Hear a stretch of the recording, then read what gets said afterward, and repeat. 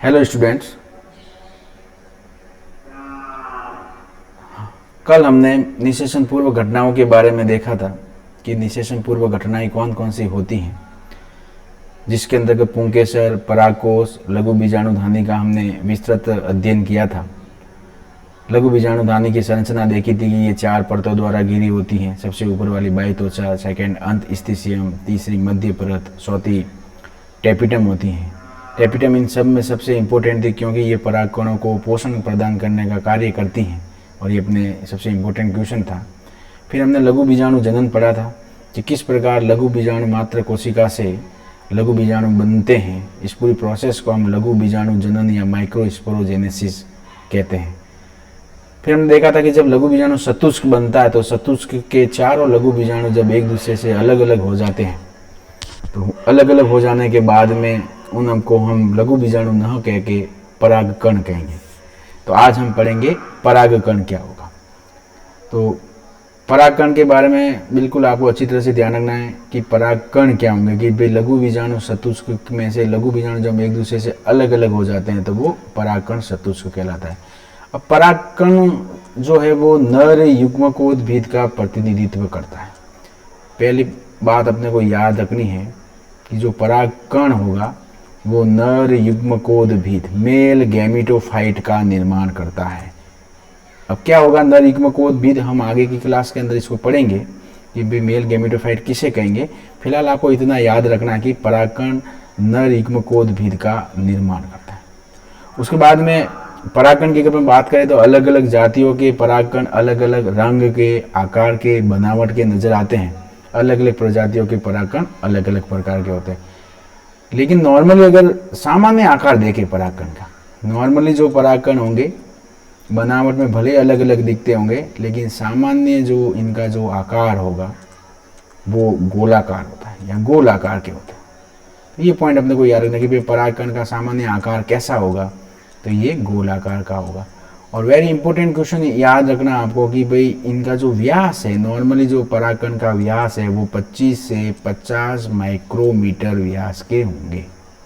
Micrometer, ये भी आपको अच्छी तरह से याद रखना है कि भाई परागकण का व्यास कितना होगा, तो 25 से 50 माइक्रोमीटर ये इनका व्यास होगा। बहुत ही इंपॉर्टेंट क्वेश्चन है ये भी कि भाई व्यास कितना होगा, तो 25 से 50 माइक्रोमीटर की।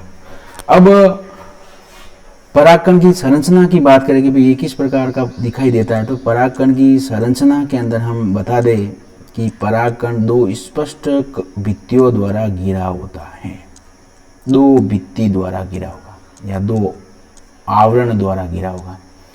एक परागकण के चारों तरफ 2 स्पष्ट भित्तियां पाई जाती है। ये अपने को याद रखना है, 2 स्पष्ट भित्तियां। जैसे कि ये परागकण है, ये इसकी प्लाज्मा मेम्ब्रेन है, ये इसका केंद्रक है। तो एक भित्ति ये होगी जस्ट प्लाज्मा मेम्ब्रेन या प्लाज्मा झिल्ली से जुड़ी हुई, और उसके बाद में एक भित्ति और होगी जो सबसे बाहर की तरफ होगी। वो थोड़ी खुरदरी टाइप होगी, सतत नहीं होगी। तो परागकण स्पष्ट 2 भित्तियों द्वारा घिरा होगा। अब इनके नाम ही आपको याद रखना है। पहली जो भित्ति है वो एक्साइन है, जिसको हम बाह्य छोल कहेंगे। आप बाहरी भित्ति भी कह सकते हो, बाह्य छोल भी कहेंगे। बाह्य छोल के साथ में दूसरी जो भित्ति है वो इंटाइन कहलाती है। इंटाइन, और इंटाइन का दूसरा नाम क्या हो जाएगा, अंतचोल। तो बस ये बहुत ही इंपॉर्टेंट टॉपिक आज अपन पढ़ने जा रहे हैं परागकण का, कि परागकण के अंदर डायरेक्ट क्वेश्चन पूछते हैं एग्जाम के अंदर कि परागकण पर कितनी भित्तियां पाई जाती है। तो 2 भित्तियां पाई जाती है। एक्साइन, बाहर वाली भित्ति को अपन एक्साइन कहेंगे, अंदर वाली जो भित्ति है उसको अपन एक्साइन इंटाइन के नाम से जानते हैं। अब इन भित्तियों को भी डिटेल से अपन पढ़ते हैं कि भाई क्या होगी एक्साइन। तो सबसे पहले मैं यहाँ हेडिंग लगा दूँ एक्साइन का। एक्साइन बाह्य चोल जिसको कहेंगे, बाह्य चोल, बाह्य चोल। अब जैसे अगर अपन नामांकित चित्र बनाने की कोशिश करें तो ये परागकण की प्लाज्मा मेम्ब्रेन होगी, प्लाज्मा मेम्ब्रेन के अंदर ये केंद्रक हो जाएगा। उसके बाद में एक अलग कलर का मैं एंटाइन बना देता हूँ यहाँ पे, ये जैसे मैं ये अलग कलर आया नहीं,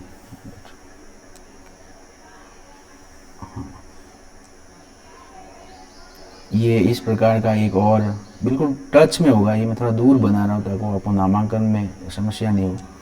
और इसके अलावा बाहर की तरफ खुरदरी प्रकार की एक भित्ति देखने को मिलती है, आप इसको इस प्रकार से बना सकते हो।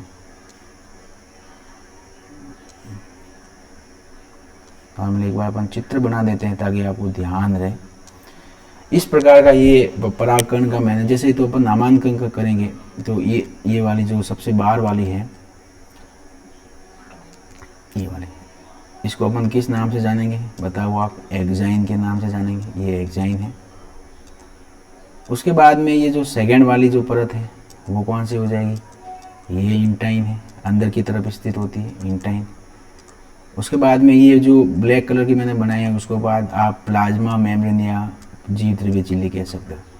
तो स्पष्ट रूप से परागकण दो परतों द्वारा घिरी होगी। अब ये जो एक्साइन की क्या क्या विशेषता है वो अपने को याद रखनी है। कठोर भित्ति है, एक तो ये जो भित्ति होगी वो बहुत ही कठोर है। अब क्यों कठोर है उसका रीजन अभी मैं बताऊंगा, ये बहुत ही कठोर भित्ति है। सेकंड नंबर जो चीज़ है जो आपको बिल्कुल अच्छी तरह से याद रखना, और ये इसका सबसे इम्पोर्टेंट क्वेश्चन है परागकण का, बहुत ही बोर्ड ने कितनी बार ये एग्जाम पूछा हुआ है कि जो ये एक्साइन है, ये जो एक्साइन की जो कठोर भित्ति है वो एक स्पेशल पदार्थ है उसकी बनी होती है। तो ये जो एक्साइन है स्पोरोपोलेनिन, आप नाम बिल्कुल दिमाग में रख दे, ये तो क्वेश्चन आपको हर समय 100 घंटे याद ही रखना है। ये एक्साइन किसकी बनी होती है? तो स्पोरोपोलेनिन को। उसी प्रकार परागकणों को पोषण कौन देता है? तो टेपिथम। ये दोनों क्वेश्चन तो आपको अच्छी तरह से याद रखने। तो एक्साइन जो होगी वो एक विशेष प्रकार के पदार्थ स्पोरोपोलेनिन की बनी हुई होती है। अब ये क्या है स्पोरोपोलेनिन? तो आज तक ज्ञात सर्वाधिक प्रतिरोधक पदार्थ है। ज्ञात, मैं इसमें कलर चेंज कर देता हूँ, आज तक ज्ञात सर्वाधिक प्रतिरोधक पदार्थ। अब ये क्या चीज होगी?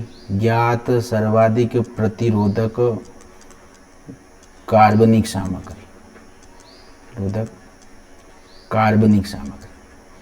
इसका मतलब ये है कि इतना ये प्रतिरोधक है कि ये विपरीत परिस्थितियों का सामना कर सकता है सामग्री।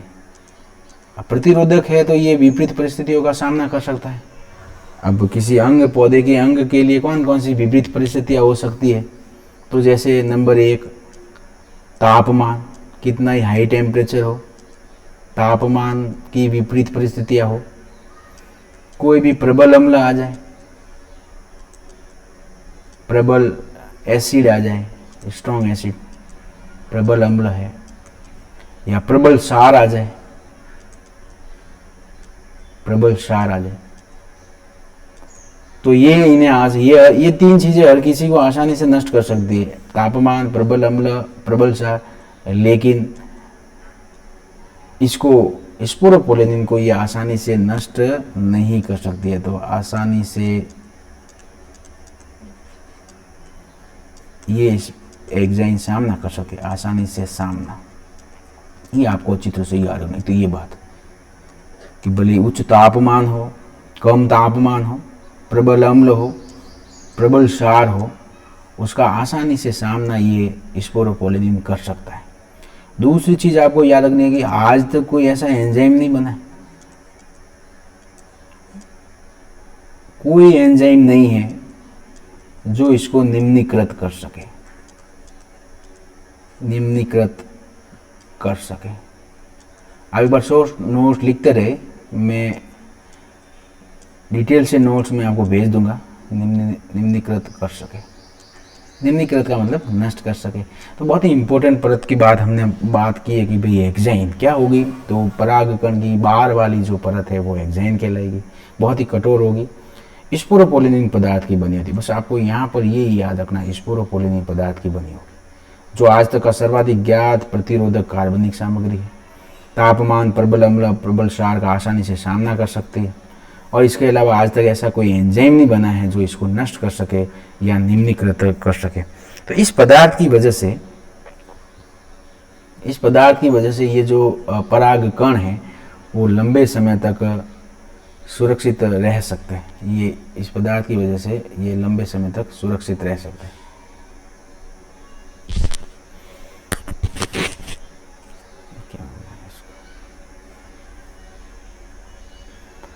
तो अगर आपके एग्जाम में क्वेश्चन आ जाए कि भाई क्या कारण है कि परागकण जीवाश्म की भांति लंबे समय तक सुरक्षित रह सकते हैं, तो जीवाश्म की भांति लंबे, तो नोट लगा के पहले आप यहाँ लाइन लिख लो, नीचे एक नोट लगा देता हूँ मैं, नोट लगा दो पहले यहाँ पे, एक नोट लगा के आपको ये चीज़ याद रखनी है। परागकण जीवाश्म की भांति सुरक्षित, परागकण जीवाश्म की भांति सुरक्षित, जीवाश्म की भांति संरक्षित हो सकते हैं। एक तो ये आपको अच्छी तरह से याद रखनी। क्यों कहते हैं, तो इसका क्यों का आंसर मैंने अभी ऊपर दे दिया कि भाई इसकी जो एग्जाइन है वो स्पोरोपोलिनिन पदार्थ की बनी होगी, और आज तक ऐसा कोई एंजाइम नहीं बना जो इसको नष्ट कर सकते। ये प्रबल अम्ल का भी आसानी से सामना कर सकता है। तो इस प्रकार से ये। उसके बाद में एक चीज़ आपको मैंने डायग्राम के अंदर आपको ध्यान दो, तो मैंने डायग्राम के अंदर एक चीज़ बनाई है कि जैसे कि ये जो स्पोरोपोलिनिन है वो सतत नहीं होता, जगह जगह पर यहाँ पे थोड़े थोड़े गैप दिखाई दे रहे हैं आपको, पोर्स नज़र आ रहे हैं। पूरी जगह पर स्पोरोपोलिनिन का जमाव नहीं है, एग्जाइन की पूरी जगह पर स्पोरोपोलिनिन का जमाव नहीं है। तो ये जो पोर्स हैं उसको अपन जनन छिद्र कहते हैं। क्या होगा ये जनन छिद्र, जब इस परागकण से पराग नलिका बनेगी, वो पराग नलिका इस जनन छिद्र से होकर बाहर निकलती है। तो ये आपको या क्या होंगे जनन छिद्र, क्योंकि भाई एग्जाइन पर पूरी तरह से स्पोरोपोलिनिन का जमाव नहीं होता है, जगह जगह पर स्पोरोपोलिनिन का जमाव नहीं होता है, और उस जगह को अपन रंध्र बन जाते हैं। उन्हीं रंध्र को किस नाम से जाना जाएगा, जनन छिद्र के नाम से जानते हैं। तो एक और नोट भले आप लिख लो यहाँ पे, हाँ याद रहेगा कि भाई जनन छिद्र पाए जाते हैं एग्जाइन के अंदर। क्या पाए जाते हैं, जनन छिद्र। अब इतना लिखने की जरूरत नहीं है, आपको दिमाग में रखना है जनन छिद्र उपस्थित, कि जहाँ पर स्पोरोपोलिनिन का जमाव नहीं होता है वहाँ पर जनन छिद्र उपस्थित होते हैं। तो शायद आपको एग्जाइन अच्छी तरह से याद हो गई होगी। अब दूसरा अपन बात करेंगे इंटाइन की। परागकण की जो दूसरी जो परत है, जिसको इंटाइन कहो या फिर इसको अपन आंतरिक परत भी कह सकते हैं, अंतचोर। किताब के अंदर आपके अंतचोर लिखा हुआ है, इंटाइन आप जरूर याद रखना, अंतचोर। अब क्या है कि पहला पॉइंट तो वही हो जाएगा, ये आंतरिक परत है। आंतरिक परत का मतलब एग्जाइन के जस्ट नीचे पाई जाती है, इसका नहीं है, आंतरिक परत है। दूसरी जो चीज होगी, ये जो परत होगी वो पतली होगी, उसकी तरह कठोर नहीं होगी, ये पतली है और सतत है।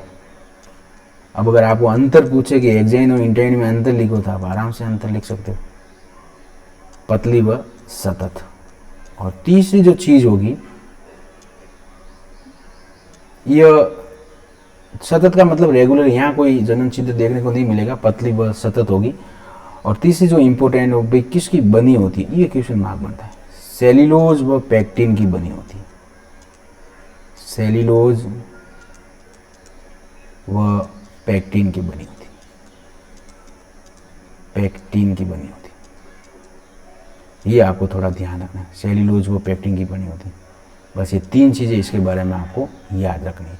अब एक जैसे क्वेश्चन में डाल दो, होमवर्क के लिए आप एकदम बैठे बैठे करना है इसको, अगर टाइम मिले तो। HW होमवर्क है कि इंटाइन व एग्जाइन में अंतर लिखिए, तो आप आराम से बता सकते हो इंटाइन व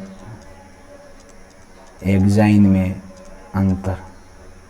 तो बोलो फटाफट कौन कौन से अंतर हो जाएंगे। तो कि सर इंटाइन आंतरिक परत है जबकि एग्जाइन बाहरी परत है। दूसरी चीज़ इंटाइन सतत होती है, एक्साइन सतत नहीं होती है। इंटाइन पतली होगी और ये कठोर होती है। इंटाइन सेल्यूलोज व पेक्टिन की बनी होती है और एक्साइन स्पोरोपोलिन की बनी होती है। ये आपको अंतर अच्छी तरह से याद रखना। चलो सर, ये तो हो जाएगी इंटाइन की बात। उसके बाद में जो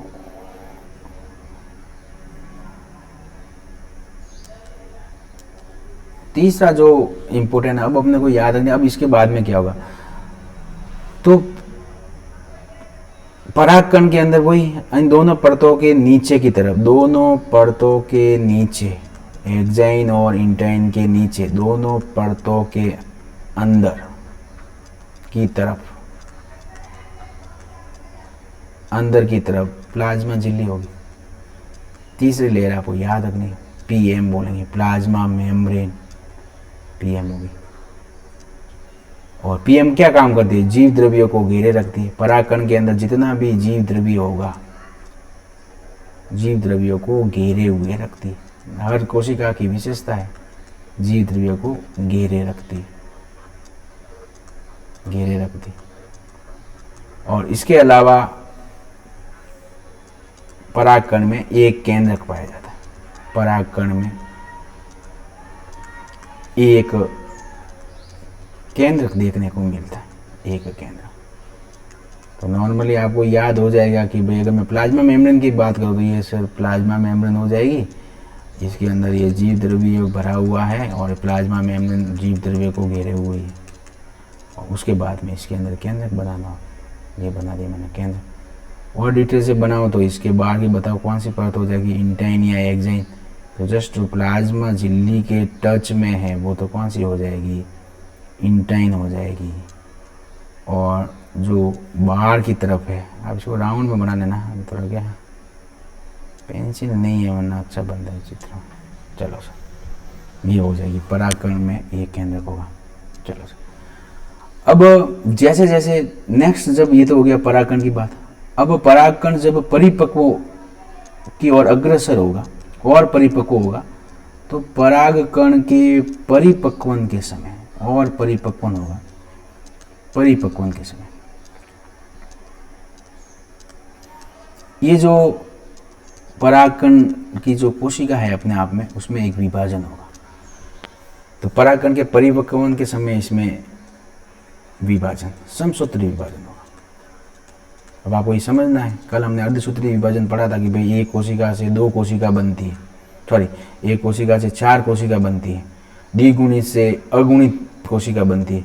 समसूत्री विभाजन में उसका उल्टा है कि एक कोशिका से कितनी बनेगी, कि भाई समसूत्री विभाजन थोड़ा मैं बता दूं आपको कि नॉर्मली ये एक कोशिका है, इससे कितनी कोशिका बन जाएगी, दो कोशिका बन जाएगी। दोनों विभाजन बायोलॉजी में जरूर याद रखना, नंबर फर्स्ट बात। तीसरी बात, अगर इसके अंदर 46 गुणसूत्र है तो फिक्स रहेगा कि इस कोशिका में भी 46 बनेंगे और इस कोशिका में भी 46 गुणसूत्र होंगे। तो समसूत्री विभाजन क्या हो जाएगा, एक मात्र कोशिका से दो संतति कोशिका बनती है। बनने वाली संतति कोशिकाओं में गुणसूत्र की संख्या मात्र कोशिका के समान होती है। बस ये आपको ध्यान रखना, तो ये विभाजन हो जाएगा। तो अब जैसे जैसे परागकण परिपक्वन की ओर बढ़ेगा तो उसके अंदर विभाजन शुरू हो जाएगा, और जो विभाजन होगा वो समसूत्री विभाजन होगा। तो देखो क्या हुआ, जैसे अपन बात करें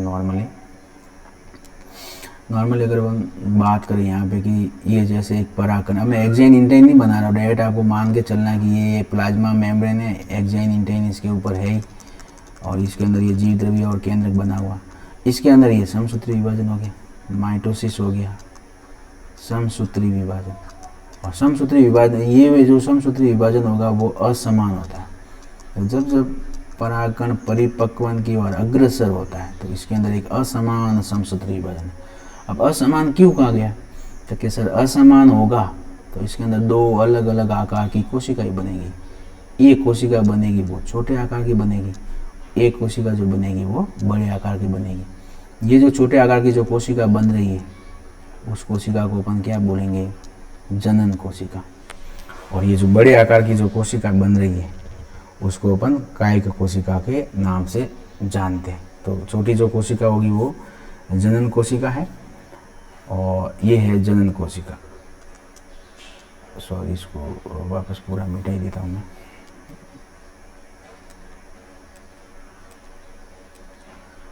ओके, ये जो है वो कौन सी कोशिका है? वो है जनन कोशिका। और ये जो ऊपर वाली जो कोशिका होगी वो कौन सी हो जाएगी? कायिक कोशिका। तो ये आपको बहुत ही इंपॉर्टेंट है। परागकण का पहला विभाजन समसूत्री होगा, लेकिन वो भी असमान प्रकार का होगा। असमान क्यों कहा गया था? आपको देखते समझ में आ गया होगा कि भाई दो अलग अलग नाप की कोशिकाएं बनती, एक बड़ी कोशिका है, एक छोटी कोशिका है।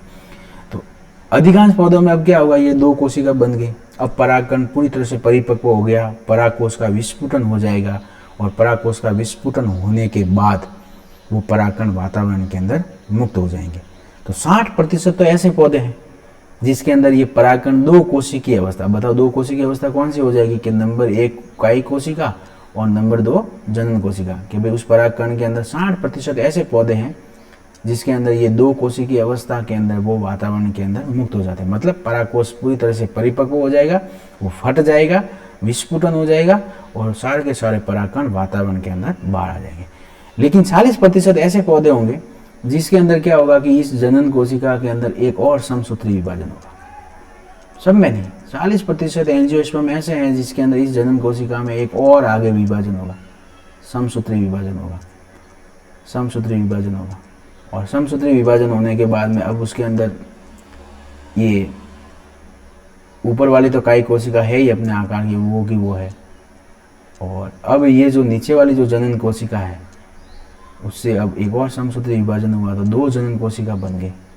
ये दोनों कौन सी हो जाएगी? जनन कोशिका। ये आपको ध्यान रखना है, केवल विभाजन कहाँ पे हो रहा है? जनन कोशिका में हो रहा था। पहले एक थी और मैंने बताया आपको समसूत्री विभाजन में एक से कितनी बन जाएगी? 2। इसके अंदर कोई विभाजन नहीं हुआ था, वो जैसी थी वैसी की वैसी ही है कायिक कोशिका। ये कायिक कोशिका हो जाएगी। ओके, ये कायिक कोशिका हो जाएगी। अब ये जनन कोशिका क्या करेगी?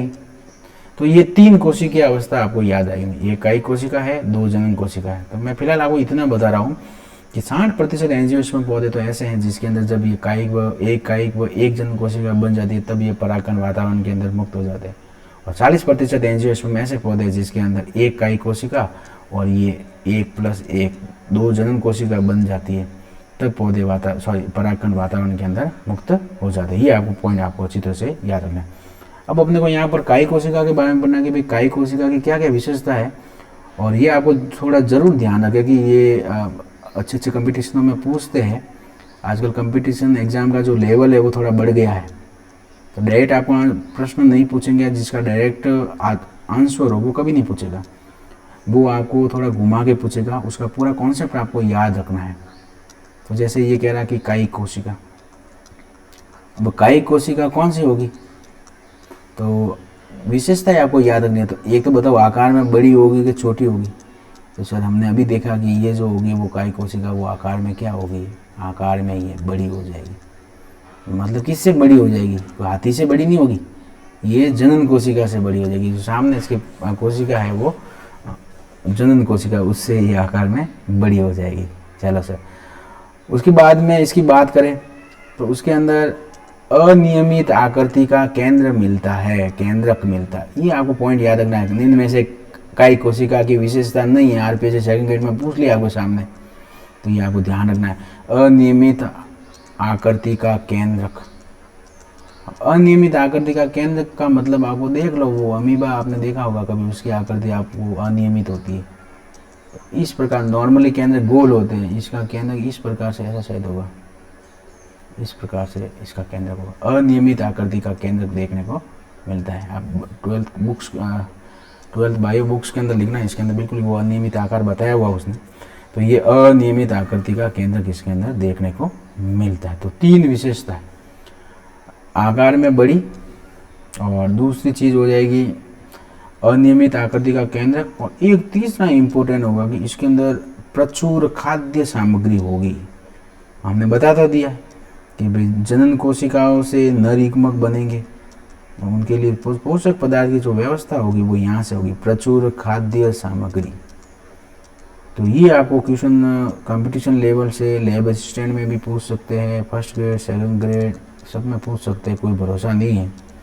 ये क्वेश्चन बहुत ही अच्छा बनता है कि भाई कायिक कोशिका के निम्नलिखित में से विशेषता नहीं है तो 3 तो आपको याद रखने हैं कि भाई कायिक कोशिका कैसे हो जाएगी, आकार में बड़ी हो जाएगी, केंद्र कैसा देखने को मिलेगा, तो ये अनियमित आकार का मिलेगा, और इसके अंदर जो खाद्य सामग्री होगी वो क्या हो जाएगी, प्रचुर खाद्य सामग्री होगी जो नरयुग्मक के विकास में अपना सहयोग करती है। दूसरी अगर हम बात करेंगे तो जनन कोशिका है। हम पहले वो एक वाले की बात कर रहा हूँ, दोनों ये जनन कोशिका, सेकेंड समसूत्री विभाजन से पहले वाली जो जनन कोशिका है उसकी मैं विशेषता लिख रहा हूँ।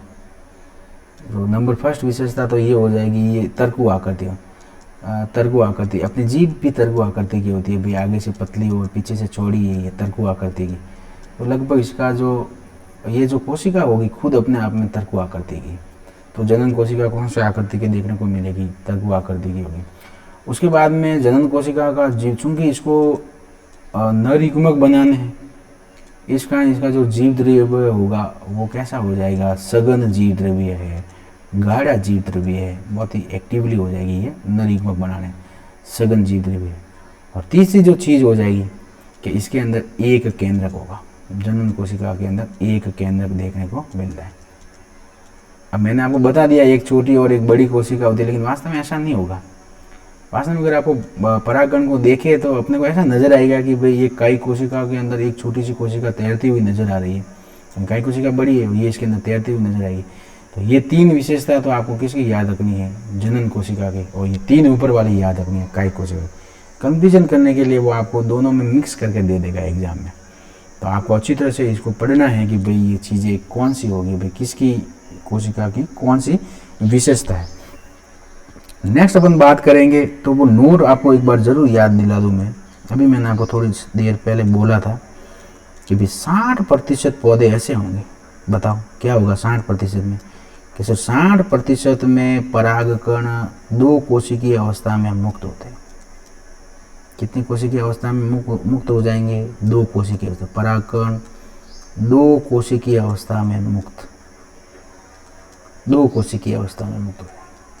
2 कोशिका कौन कौन सी बताओ फटाफट, दिमाग में लाओ कि भाई वो 2 कोशिकाएं कौन कौन सी थी, तो आपको याद आएगा, जोर दोगे दिमाग पे तो कि सर 2 कोशिका, एक तो एक कायिक कोशिका थी और एक कौन सी थी, जनन कोशिका था। 2 कोशिकीय अवस्था में मुक्त, मुक्त का मतलब परागकोश परिपक्व हो गया, लघु बीजाणुयां फट गई है और सारे के सारे परागकण बाहर आ गए।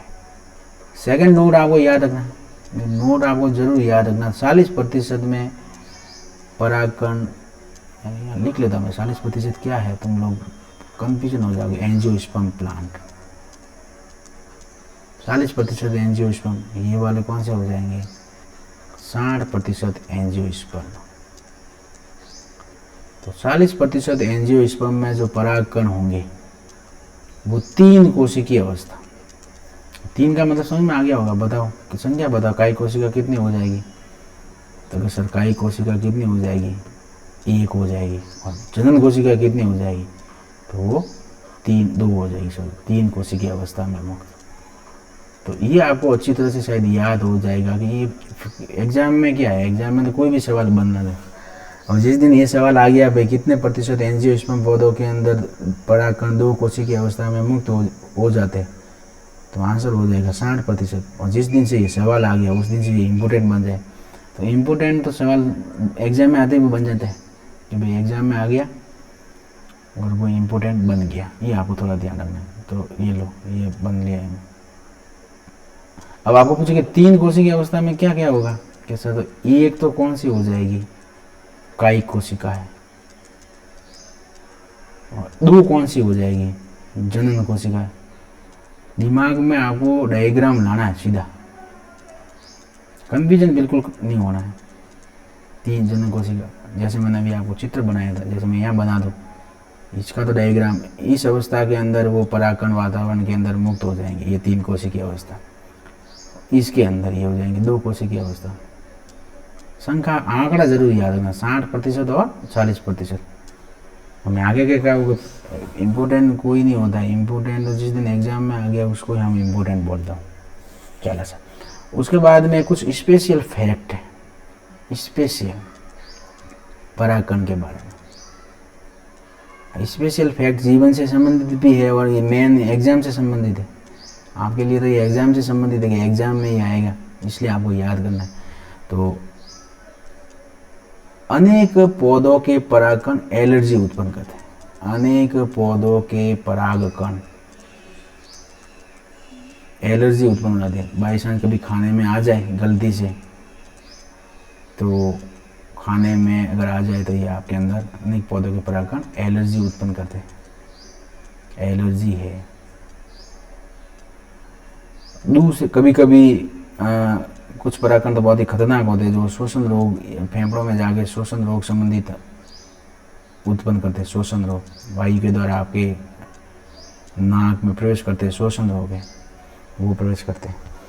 तो एक तो एलर्जी उत्पन्न कर सकते हैं और एक शोषण। अब एलर्जी का तो एक एग्जाम्पल आपको बहुत ही इंपॉर्टेंट एग्जाम्पल दिया हुआ, उदाहरण याद रखना। एलर्जी उत्पन्न करने वाले परागकण कौन से, तो वो है पार्थेनियम्स।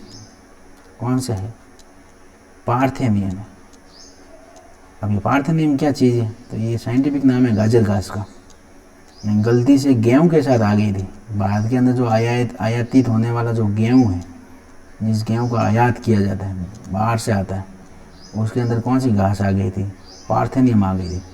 और पार्थेनियम के परागकण, किसके परागकण, पार्थेनियम गाजर घास के परागकण एलर्जी उत्पन्न करते हैं। तो बहुत ही, ये तीसरा इंपॉर्टेंट क्वेश्चन बताओ। पहला इंपॉर्टेंट क्वेश्चन क्या था, वापस बोल दो कि कौन सी परत विकसित हो रहे लघु बीजाणु या परागकणों को पोषण देती है, तो वो तो कौन सी हो जाएगी, टेपिटम। दूसरा इंपॉर्टेंट क्वेश्चन, एग्जाइन किसकी बनी होती है, स्पोरोपोलेनिन की बनी होती है। और चौथा इंपॉर्टेंट आज ये क्वेश्चन आया तीसरा कि भाई कौन से पौधे के परागकण एलर्जी उत्पन्न करते हैं, तो पार्थेनियम या फिर गाजर घास। आप पार्थेन दोनों नाम याद रखना, इन्हीं के मैं हिंदी में गाजर घास ही याद रखूँ, वहाँ एग्जाम में ऑप्शन में पार्थेनियम मिलेगा आपको, तो दोनों आपको याद करके आना। स्पेशल फैक्ट की अगर अपन बात करें कि स्पेशल फैक्ट क्या होगा, तो स्पेशल फैक्ट के अंदर एक और चीज़ आपको याद रखनी है कि परागकण पोषक पदार्थों से भरपूर। हाँ, कोई सभी खराब नहीं होते, यूनिक दुनिया के सारे परागकण खराब है, खराब सब नहीं होंगे, कुछ रोग उत्पन्न करते, अच्छा और बुरा दोनों होगा दुनिया के अंदर। तो कुछ परागकण या कुछ लिखता हूँ, कुछ परागकण पोषक से भरपूर, पोषक से भरपूर होंगे, पोषक से भरपूर होंगे। पोषक तत्व बहुत होंगे। पोषक से भरपूर है तो दो चीज़ों में इसका यूज होगा। कुछ टैबलेट्स होती है पोषक वृद्धि वाली टैबलेट्स, और कोई सिरप होगी, पीने की दवाई है सिरप, इनके अंदर इसका उपयोग किया जाता है। तो पोषक से भरपूर होने की वजह से टैबलेट्स व सिरप का अंदर उपयोग किया जाता है। और इसके अलावा तीसरा है कि कुछ परागकण कार्य क्षमता में वृद्धि करते हैं। कुछ परागकण धावकों, अब धावक शब्द तो आपको समझ में आ गया होगा, दौड़ने वाले जो खिलाड़ी होते हैं, रनिंग करते हैं, तो कुछ परागकण धावकों व अश्वों में, अश्व का मतलब घोड़े, अश्वों की कार्य क्षमता में वृद्धि करते हैं। ये आपको थोड़ा ध्यान रखना, कार्य क्षमता में वृद्धि, क्षमता में वृद्धि। तो ये नोट्स आप शॉर्ट नोट्स साथ में लिखते रहिए। ऐसा नहीं हो कि हम फोटोकॉपी करवा लेंगे, फोटोकॉपी करवाने से बर्बाद हो जाओगे तुम लोग, क्योंकि ये एक पेज में तो दो ही लाइनें आ रही है। तो आपको थोड़ा जोर देना है और लिखना है कॉपी के अंदर। खुद लिखोगे तो याद हो जाएगा, बाकी मैं नोट्स तो भेज ही दूंगा। और जिनको नोट्स नहीं मिल रहे हैं वो ये लिख ले आराम से, वैसे सवाल आपके एक भी बार नहीं जाएगा। उसके बाद में एक नेक्स्ट टॉपिक अपन छोटा सा याद करते हैं कि परागकण की जीवन क्षमता। जीवन क्षमता का मतलब क्या होगा, ये अपने को थोड़ा पढ़ना है। जीवन क्षमता कि कोई भी परागकण परागकोश या लघु बीजाणु धानी से बाहर आ गया, चलो कि बाहर आ गया। अब बाहर आने के बाद में वो कितनी देर तक वो जीवन क्षम बना रहता है, इसको समझने के लिए थोड़ा एक प्रोसेस ये जैसे परागकण आ गया। अब परागकण का आने के बाद उसका पहला काम ये होगा कि मुझे किसी भी पुष्प की वर्तिकाग्र पे जाना, कभी खुद की वर्तिकाग्र पे जाओ या दूसरे पुष्प की स्त्री केसर की वर्तिकाग्र पे जाना, मुझे परागण करना है। ठीक है, तो समय रहते वो यदि वर्तिकाग्र पे पहुंच गया तो आगे विकास हो जाएगा, निषेचन हो जाएगा। और इधर उधर जैसे हवा के द्वारा उड़ के यहाँ नहीं पहुँच पाया, उधर उधर चला गया, यहाँ तक आ गया, यहाँ आ गया, उसका यहाँ तो कोई काम है ही नहीं। तो पराग कण अगर वर्तिकाग्र तक पहुँच जाए उसके जीवन क्षमता खोने से पहले, तो वो निषेचन में काम आ जाएगा, वरना वो कोई काम के नहीं है। तो पराग कण पराग कोश में मुक्त होने के बाद अपनी जीवन क्षमता खोने से पहले उनको वर्तिकाग्र तक पहुंचना बहुत ही जरूरी होता है, और जो आगे चलकर निषेचन करती है। अब जैसे जीवन क्षमता से संबंधित आपको याद रखें कि जीवन क्षमता को प्रभावित करने वाले कारक कौन कौन से कारक, तो आपको याद रखने की दो चीजें, एक तो तापमान, जीवन क्षमता किस पर निर्भर करती है, कारक की जगह पर निर्भर शब्द लिख लेता तो अच्छा रहेगा, निर्भर। जीवन क्षमता किस पे निर्भर करती है, तो दो कारक है, एक तो तापमान है, कारक ये हो जाएगा, और दूसरा है आर्द्रता। इनका भी बहुत बड़ा योगदान है। जितनी इनकी जीवन क्षमता होती है, अगर ये दोनों आड़े आ जाए तो वो भी जीवन क्षमता को कम कर देते हैं। तो तापमान व आर्द्रता ज़्यादा नहीं होनी चाहिए ताकि उनकी जीवन क्षमता जितनी है उतनी बनी रहे। तो अगर आपको एग्जाम में सवाल आ जाए परागकण की जीवन क्षमता का निर्धारण करने वाले कारक कौन कौन से, या जीवन क्षमता किस पे निर्भर करती है, तो तापमान और आर्द्रता पे, ये थोड़ा आपको याद रखना है। अब स्पेशल फैक्ट है इसमें, जीवन क्षमता की भी आपको स्पेशल फैक्ट में बता रहा हूँ, ये आपको बिल्कुल याद करने बहुत ही अच्छे क्वेश्चन बनते हैं। जैसे इम्पोर्टेंट कर लो, जैसे आपने गेहूँ है, गेहूं का पौधा तो देखा ही होगा, वो धान है। अब धान तो आप जानते हो किसको बोलेंगे, अनाज को नहीं बोलेंगे, धान जो होगा वो चावल को बोलते हैं। बायोलॉजी के अंदर चावल नहीं लिखा होगा, धान ही आएगा। तो गेहूं व जो धान के जो पौधे हैं उनकी जो जीवन क्षमता है वो 30 मिनट है। 30 मिनट के अंदर यदि ये परागकण वहाँ से मुक्त हो गए परागकोश से, और 30 मिनट के अंदर यदि वो वर्तिकाग्र तक नहीं पहुंच पाते तो वो अपनी जीवन क्षमता खो देंगे, फिर वो कोई काम के नहीं है।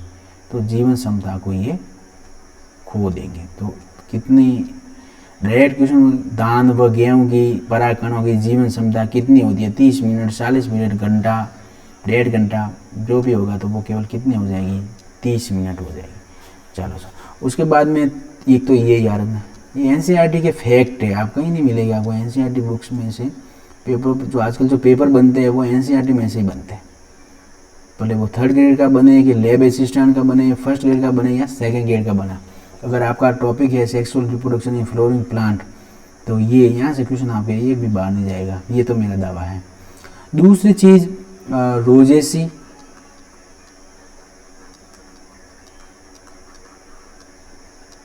लेग्यूमिनोसी, रोजेसी है, लेग्यूमिनोसी है और सोलेनेसी। बस ये 3 एनसीईआरटी ने एग्जाम्पल दिए हुए कि रोजेसी, लेग्यूमिनेसी और सोलेनेसी। इन पौधों सब में नहीं, इस स्कूल के पौधों में, कुछ पौधों में, कुछ सदस्यों में परागकण की क्षमता महीनों तक बनी रहती है। कुछ सदस्यों में परागकण की जीवन क्षमता महीनों तक बनी थी।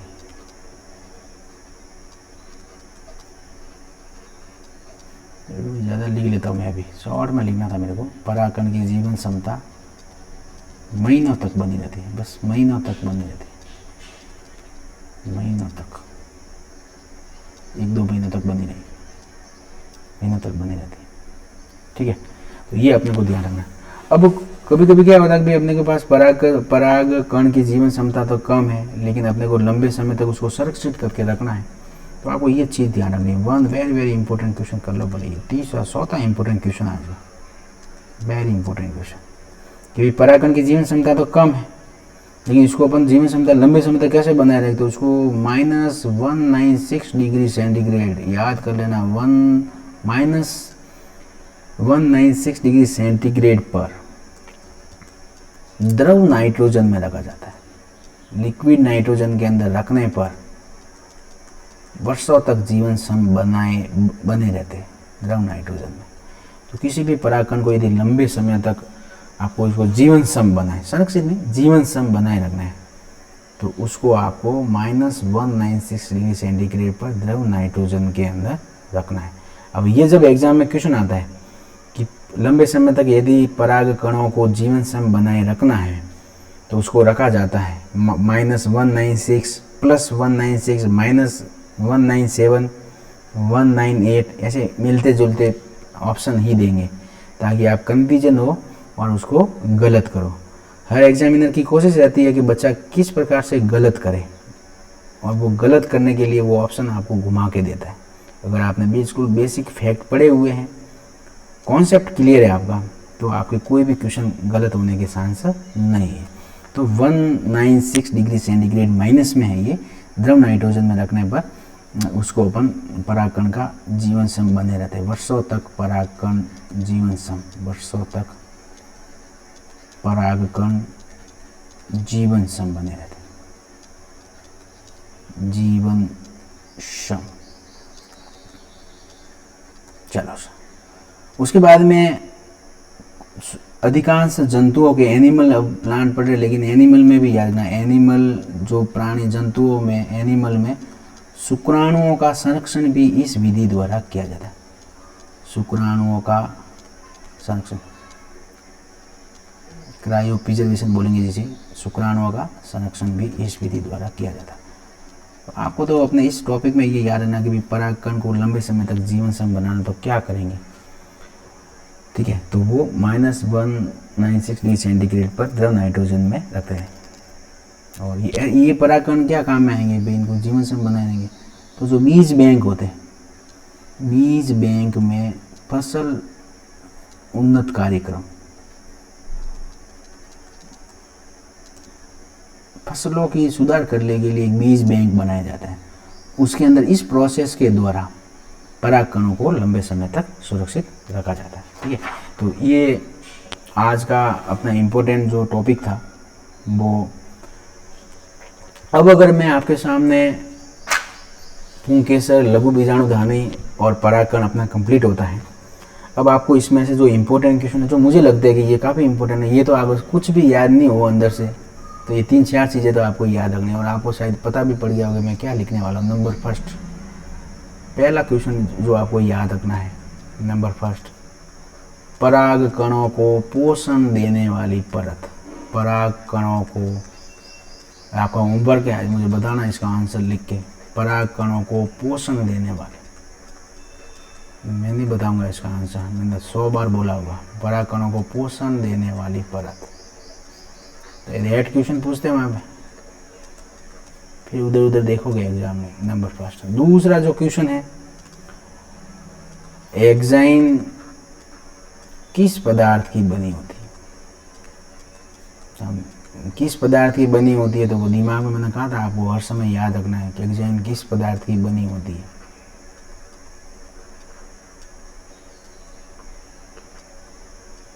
तो ये मैं क्वेश्चन मार्क कर दिया, आपका होमवर्क है आज का, मैं यहाँ लिख लेता हूँ HW, होमवर्क आपको लिखना ही है। नंबर 3, किसके परागकण एलर्जी उत्पन्न करते, किसके परागकण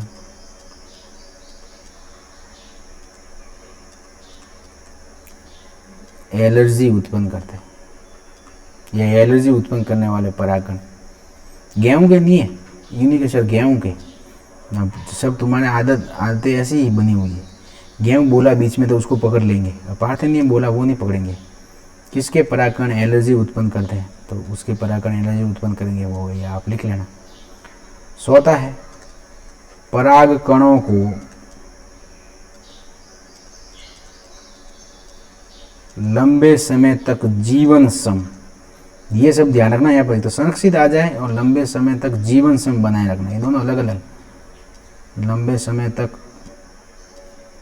जीवन सम बनाने की विधि, तो इसका आंसर तो मैं बता दूँ, बनाने की विधि कौन सी है, विधि तो शायद आप बता दोगे, मैं नहीं बताऊँगा। दो प्रश्न लिख रहा हूँ मैं आपको, ये दोनों के आंसर आपको अलग अलग है। लंबे समय तक जीवन सम बनाए रखना है तो क्या करेंगे। नंबर 5, परागकण जीवाश्म के रूप में संरक्षित रहते हैं। इसका आंसर अलग है, परागकण जीवाश्म के रूप में संरक्षित। अब जिस बच्चे को ये 500 के 500 आंसर आते हैं, इसका मतलब वो बिल्कुल ध्यान से पढ़ा है, समझा है, वो तारीफ के काबिल है। और जिसको इनमें से एक भी नहीं आता है कि वो, तो उसका मतलब वो उसके के वीडियो नहीं देखा है। परागकण जीवाश्म के रूप में संरक्षित, ये होमवर्क है। तो ये जो संरक्षित है वो क्यों रहेंगे, क्यों लिख लेता हूँ, सही रहेगा। इसका आंसर आपको लिखना है। और उसके बाद में बस ये इम्पोर्टेंट क्वेश्चन है। इसके अलावा एक और क्वेश्चन मेरे को थोड़ा अच्छा लगता है कि ये गेहूँ व